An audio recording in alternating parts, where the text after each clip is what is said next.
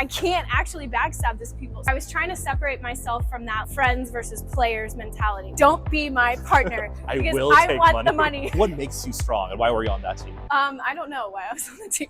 I can be very convincing if I want to be. These suckers, we could beat anybody. I've got great news. So we're actually going to get to hear you sing. One time I had a seizure on a treadmill and I just kept running. My code word was baguette. Because when else are you saying baguette? Yeah.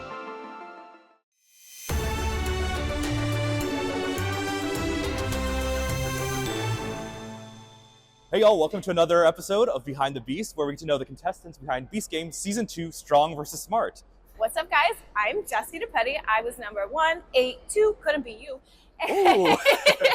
I'm from Virginia Beach, Virginia, and I am a marketing director, a trivia writer, and a fitness instructor because times is tough and we're all there. You gotta do 3 jobs. Yeah. Right. I feel like I should be hosting this too, but we'll get to that. Okay, we don't okay. You currently work as a marketing director for a local theater, but you also like to perform on the side. So has it always been your aspiration to work in theater, and how did you find that passion? Oh my gosh. I found that passion because I'm a middle child, which means I constantly have to one-up my brother. When I was in 5th grade, my older brother joined the tech crew for his middle school musical, and then I said, I have to be on stage. And it turns out I was really good at it. So I've been performing for a very long time, but to manage the living part of life, you know, like buying food and rent and stuff, I got a real job. It's not reality, but I'm waiting to be discovered. So working at a local theater, you also work oftentimes with developing and working with other teams of newer shows. So can you tell me about that experience and what it's like working with that? Yeah, it's so cool to be on the ground floor. Like you think about shows like Wicked that, you know, are big box office smash hits, and the theater that I work at gets that, where it's starting out. So we've already had a couple shows make it to off Broadway. And I'm just hoping that we produce one that, I don't know, maybe I'm in or something, and then it goes to Broadway. There you go. Yeah, that's a goal. That's a goal. Yeah, goal. Broadway transfer, off Broadway, Broadway transfer, set for life, basically at that point. Yeah, but people don't realize how much work goes into the back end of creating art and entertainment of any kind, TV shows or theater, and how long that process can take to bring something to life. Because even Hamilton, that was something that people think about, it took 10 years to create. Right, exactly. And that's not uncommon either. But and then it goes up on Broadway for 6 months. So I just make cute little social media posts and posters and stuff, and I say, I did it. We love it. You're welcome, marketing. There we go. As being part of this category myself, I feel that there's often a stigma kind of associated with being a theater kid. So did you feel kind of the pressure of that going into the games? Pressure? Please. I feel where's my spotlight? No, but it was so funny to go in there and I don't think a lot of people knew what label to put on me, because some people thought I was on the smart team, even though I had a tank top on. But I get there and you and Jeff and there are so many people that are involved in this world, and we all kind of were great, thank God. I understand, yeah. These are the cool people, actually. Cool people. So hey, we were the ones making Mafia fun. There you go. Because I feel theater people, we just also don't take things too seriously sometimes. Yeah. So I feel half the world just is kind of dead inside. We are, just in a more fun way, yeah. Whimsical, I like to call it. But so we're actually going to get to hear you sing a song from the show that I've been writing myself. Make me sing. So I'm so excited. So thanks so much for being volunteering to take that on. I'm so excited to hear you. And we're actually standing also outside of the theater, where we're hoping the show transfers one day, Circle in the Square, manifesting it one day. It's such a good show. The music is so cool, and I love that A, it's a small cast show, which are some of my favorite ones, but B, every style of me. Oh God, I just love this song. I can't wait to sing I'll take that. That wasn't sponsored. That was all her, so. Sponsored by me. Thank you, Brandon, for letting me perform this song. I think it's absolutely beautiful. There are too many people that could share this sentiment, unfortunately.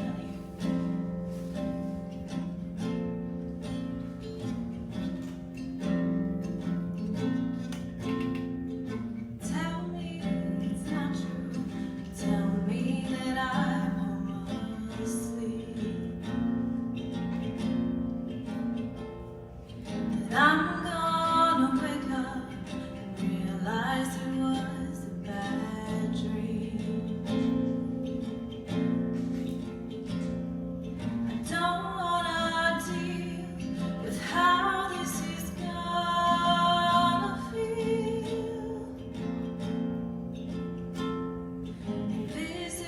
little shadow trailing behind my heels.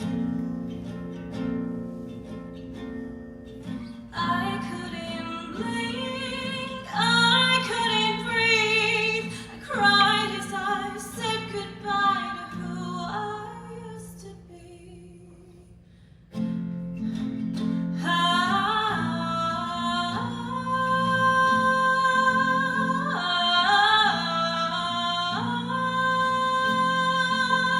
My whole life looking through someone else's eyes.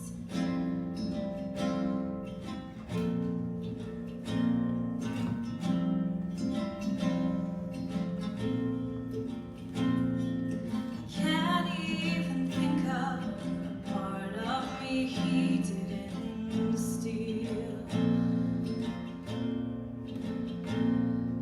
Replacing the voids with bruises that won't ever heal. I couldn't scream 'cause I couldn't breathe. I froze 'cause I couldn't fight for who I used to be.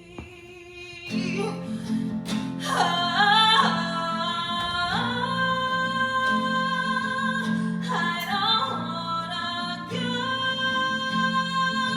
My whole life looking through someone else's eyes. I know the story they believe, saying I wanted it to happen to me.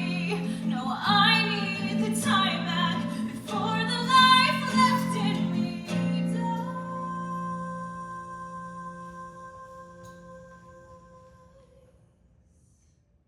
Okay, so now I kind of want to talk about something a bit more personal. You shared online your experiences of going through brain surgery and what that was like. So would you mind telling us your story a bit? Yeah.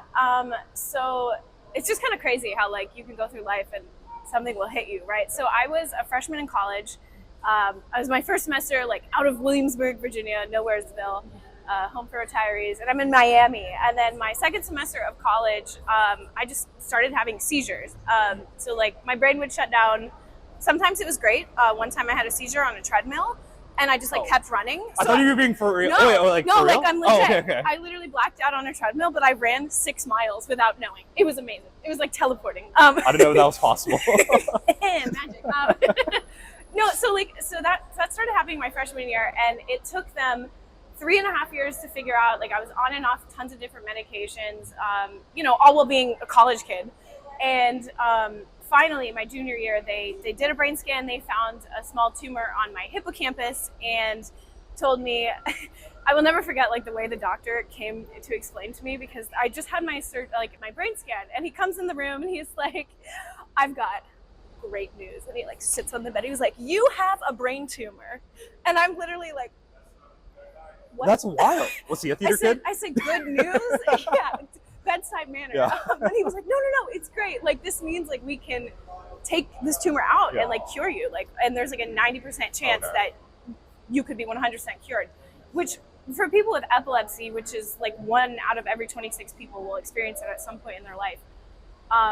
A lot of people can't like find a hard and fast cure like that. They're trying medication, they're trying pacer devices in their head. I know somebody I met through like my experience that has had like 7 surgeries. So I'm very lucky. I graduated a semester early. My graduation gift from my parents was brain surgery. Cool. Yeah, that works. Yeah, thank you. Very expensive. Great, life-changing. I had a great time in the hospital, honestly. I was just chilling with my nurses, lots of medication. Some of the tests were very interesting. I'll never forget, one of the things they do for like brain surgery is they want to test if you could like function if something went wrong. Sure. So they inject you with horse tranquilizers. Okay. Yeah, ketamine, rock. Don't do drugs. And like they shut down half of my brain, and then they like showed me flashcards, like children's flashcards of like yellow, pencil, sunshine. Okay. And I'm sitting there and like I got stumped for so long on a screwdriver. Yeah. I was like, it's a pen. It's it's a pen. And they were like, are you sure it's a tool? I said, pen. And they were like, I'll teach you what a pen is now. Exactly. Yeah, let's start from square one. But anyway, like, so it all worked out, and I was able to have my 2 surgeries January of 2017. And I'm good. Like, I'm cured. And, I have 90% look at her of now, my brain, thriving. but I'm back at 100, which means I can perform again. I couldn't do any theater like that's the so whole sad. time Yeah, I was in yeah. college, because like my improv group learned my brain would shut down at any given point. Yeah. So, you know, we could be halfway through a scene and they'd be like, please don't leave on me. And I'd be like, and they would have to deal with it though. I mean, that's improv. They improved around. Yes, they yes-anded to they just brains. killed me off in the middle of the scene. I would wake up on the side of the stage like, oh, okay. What are we doing to see? What happened? Yeah, exactly. That's funny. You like gain consciousness again, and you're like, and yes. Wait, where am I? No, like legit. I would say like the dumbest crap. Like sometimes, like my parents would start like having fun with it. Mm-hmm. My code word was baguette. Because when else are you saying baguette? Yeah. And so like one time I was on a cruise with my brothers and we were playing cards and I had a seizure and they were like, Jessi, and my mom held up the deck of cards and she's like, what is this? And I said, like with full confidence, cookers. What's a cooker? Duh, it's a deck of cards. I mean, I should know. I think that's on me for The not mind knowing. works in mysterious ways, That's weird. especially when it's not working. Now, your bio says 90% brain, 100% fun. So how do you feel that like using humor helps you cope through the process and tell your story in an interesting way? I just think it's like the only way sometimes. I mean, like people always joke like Gen Z is like such dark humor because of what they're going through, but like it's just so true. And I'm like naturally an optimist, and so like when I was going through that, like obviously it was one of the hardest times in my life, but like looking back on it, some of it is so funny. Like I stole from Publix by accident one time because I literally just walked out with a bag of groceries. Like, and so That's wild. Publix, sponsor me. I don't know. But like, so, yeah, like some of the stuff that happens is so just funny and random. And then like, you know, I have this little like hippo tattoo now of this cute cartoon hippo. And I love it because people are always like, oh my God, he's so cute. And I'm like, it's for a brain tumor. Does that like represent something? Yes. Oh, what? Hippocampus. Hippocampus. Team He smart, got it. baby. This is actually full of meaning because like obviously hippocampus, that's where my tumor was. The band, I have a ribbon in the middle, a purple ribbon, and that's the epilepsy band. And then I put it on my left wrist because being left-handed actually like made everything possible. If I was righty, like I would not have had surgery because right-handed people are 100% left brain dominant. Okay. The whole like created, like it's just 100% true. Mm-hmm. Lefties have a 90% chance of being right brain dominant and a 10% chance of being left brain dominant. Mm-hmm. At least that's what they told me. Don't Sure. fact check it. I'm just listening to my doctors. So if my brain tumor was on my right hippocampus, and if I had been right-brained, like the 90%, I would not have been able to function if something went wrong. So they wouldn't have done surgery. But luckily, I'm a lefty all the way, and it all worked out. So this is a safer procedure to undergo, like less risk? Is that kind of what it Yeah, is? like they don't want to do it if, like if something slipped or something went wrong, and you could literally like not function Gotcha. to some extent if your dominant hemisphere like gets effed up. Sure. Fair enough. I feel like oftentimes talking about these very personal moments is hard for people. So what led you to actually decide to want to share that story on your Brain Undead blog online? So I started writing my blog as a way to like kill time in the hospital, and also like so many people kept asking me questions about like, why are you in the hospital? Why do you have an MRI on your head? Is surgery? Like what's going on? And like my parents are obviously like very involved in this surgery and like staying in the hospital, and so their friends are asking, and so I just started posting like updates of my day to day of like what is brain surgery like, what is the pre-op like, and I was just getting into it. At that time I was like trying to get on a talk show to get interviewed. Middle child. But yeah, and also like I'm so glad I did, because now like it's literally like a journal of like my days in the hospital and what I was doing, and it's cool to be able to like look back at that chapter, because it's been like this upcoming January I think will be 9 years, Oh, 8 wow. years Okay. seizure free. Yeah, so like we're coming up on a decade. Nice. There you go. And I don't know, my nurses really enjoyed it, There you making cameos in my Nice. in my photos. Love it. Do you think you're gonna do anything fun, like to celebrate the 10 years of like being out of recovery? I feel like I should. You should. I feel like I should. I mean, like, people kind of like side eye me. I think sometimes when I like post it every year, like on Instagram, like, oh my God, 8 years, 7. But it's so like, I'm like, after posting my blog, I've weirdly connected with like so many other people in the same boat. The brain surgery community is alive and well. And like hearing their stories, like some of them, like I said, like some of them can't find a solution. So literally, and with your brain, like I could literally have a seizure tomorrow and I have no idea. Like this surgery could just not work suddenly. It's highly unlikely, but regardless, like every milestone is a milestone with something like this. So we celebrate. So every year's worth celebrating. Maybe I'll have a brain party. I don't know what that looks like. Maybe like a brain cake, you know. Perfect. There you go. Yes. Now, some people may recognize you as one of the contestants in the inaugural season of Squid Game: The Challenge. So can you tell us more about your moment as a captain in Battleship? I know that's a trigger word. And anything you'd want to say around that moment. Technically, it's Warship. Warship. They don't do brand. Do I actually need it? No, you don't. Okay. No, it was. Gosh, Squid Game was like such a different experience. When I say like we were living in that world, we were living in that world. And God, I missed the tracksuits because they were so comfortable. Like, oh my God, and not having to pick an outfit every day. But and I mean, like that show was cool because it was like worldwide also. But I was when the Warships game like came up. I remember like we thought it was tug of war. Like we were dead set. It was tug of war. And I like get on this team with these big burly dudes and they're all like, these suckers, we could beat anybody. Blah, blah, blah. And then we walk into the set and I see like I immediately like recognize this game from my childhood and I was like, I'm gonna do it. Yeah. Literally put my hand up before anybody knew it was going. I said, I'm calling the shots. And they were like, huh? Like and we had this like meeting about it and gosh, if you watch it, you must know things are not what they seem. For one, Brighton never volunteered. He's full of crap. He was sitting in the back corner just like, oh, man. And like they literally voted me and my lieutenant up like almost immediately. Nice. And oh God, it was the most like stressful, like probably 2 hours is how long. It's that long. Dang. Every single shot. And they're like, so the people are like, why are they so stressed out? Because like we start the game and every single turn, it was literally like, attention players, pick up your peg. Talk to your teammates about where you would like to place the peg. And then you're like, blah, blah, blah. And then you're kind of like, okay, well, and then like, put the peg in the board. Okay, boop. And that takes like 2 seconds and then just wait. And then you wait 15 minutes. Valid.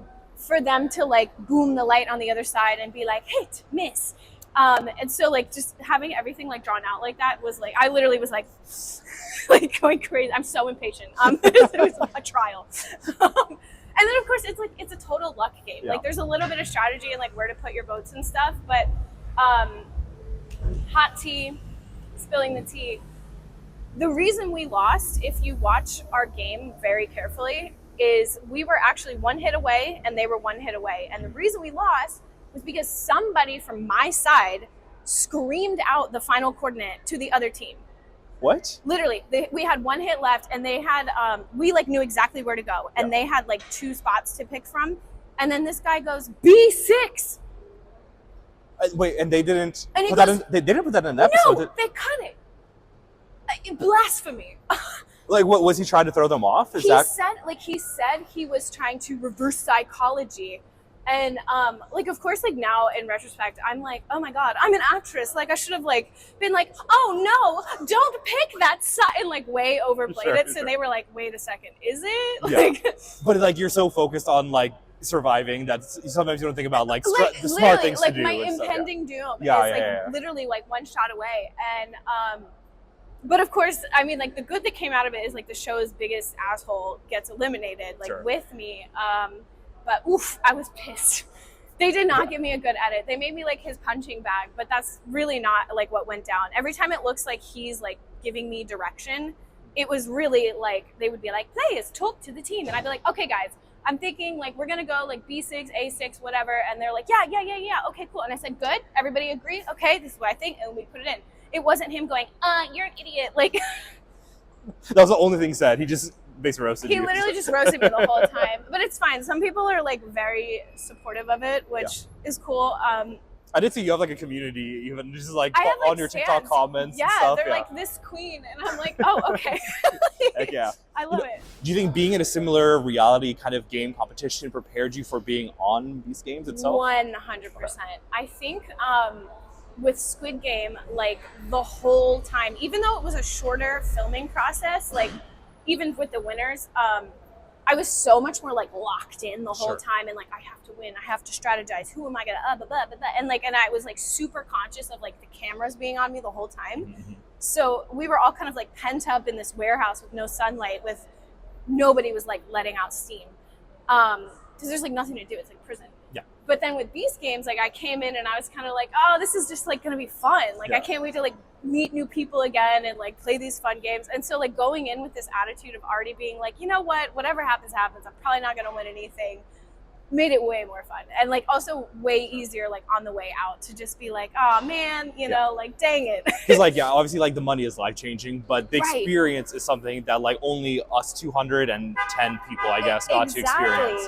And people don't get it, like you know, they're always like, why won't they like backstab their teammates? But like we literally all like hung out. Yeah. We no were, like, phones, nothing. No phones, playing Mafia for 7 hours a night. And, like so many board games. Like it was amazing. Wow.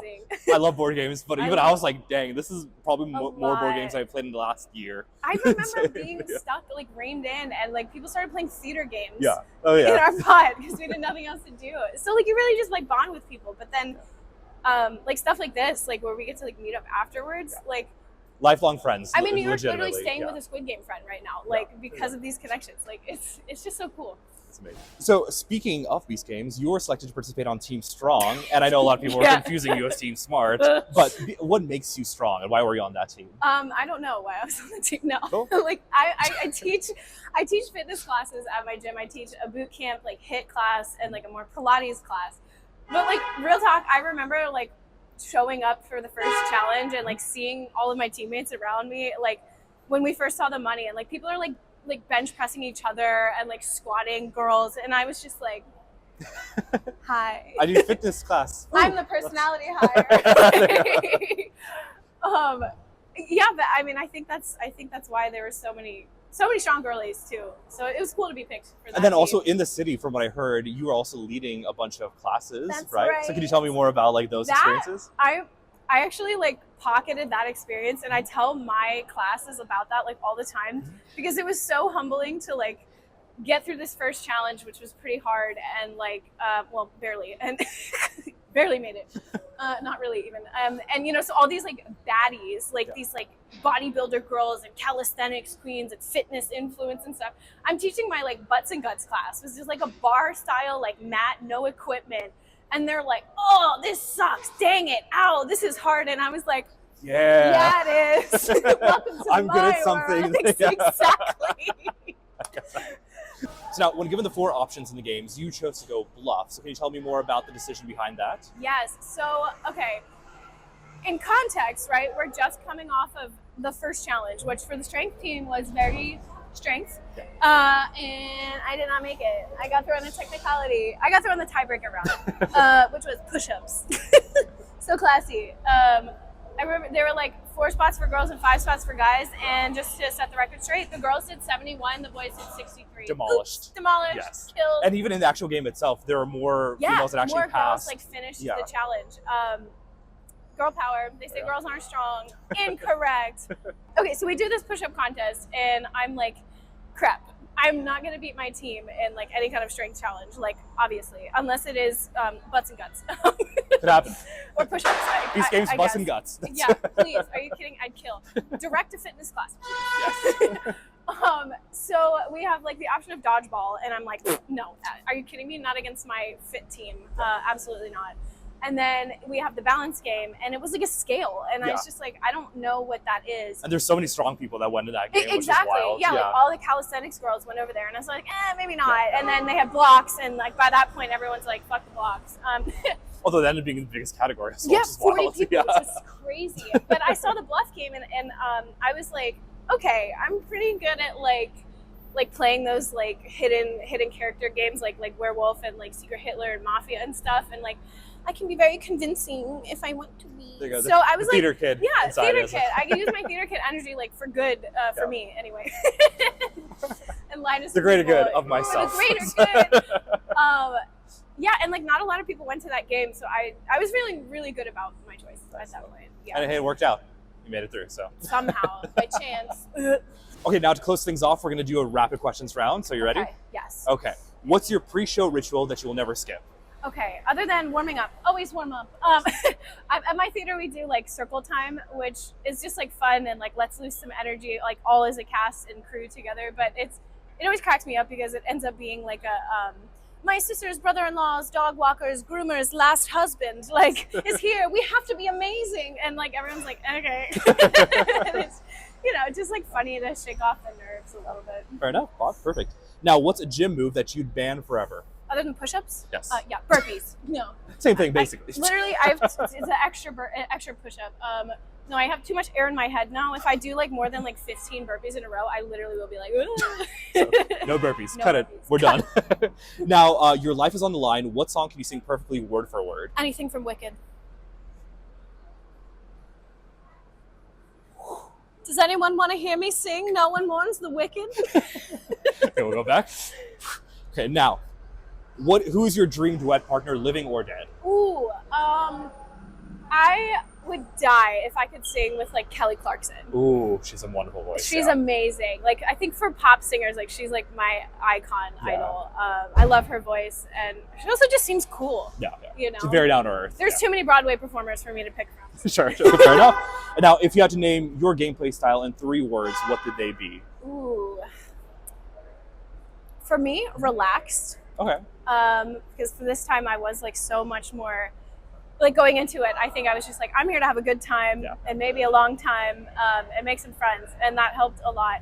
I was a little selfish at times. Like there were times that I like ditched some of my friends, like trying to make moves for myself. But like that's what you got to do. It's a game, right? And but at the same time, I was still honest. Yeah. Like I never backstabbed anybody. I didn't really plan to, and ultimately like came out of it with like amazing friends. Yeah.